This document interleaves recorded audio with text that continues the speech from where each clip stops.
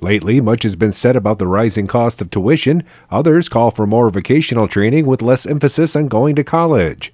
So, does it make sense to pay for higher education? An online resource for prospective students says it depends on where you go.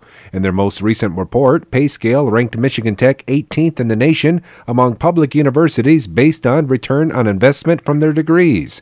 Return on investment is defined as the cost of attending college compared to the gain in income over 30 years of a college graduate over a high school graduate. There's one thing to be said for placement rates and then starting salaries and mid-career salaries, but when somebody sits down and where they really calculate the value of the degree program, not only when you start working but through your entire lifetime, it starts to really add up, and you can start to see the difference between coming to a place like Michigan Tech and not. Recognition such as this serves as a draw to prospective students and their parents. You can't necessarily promise anybody a job when they graduate, but with a 94.6% placement rate, it comes pretty close that if, and our promise to the students is if they do their job, we will do our job, and together we can make them successful. Michigan Tech rose from 44th place in last year's report, so the return on investment is on the rise. For ABC 10 CW5 News Now, I'm Keweenaw Bureau reporter Rick Allen.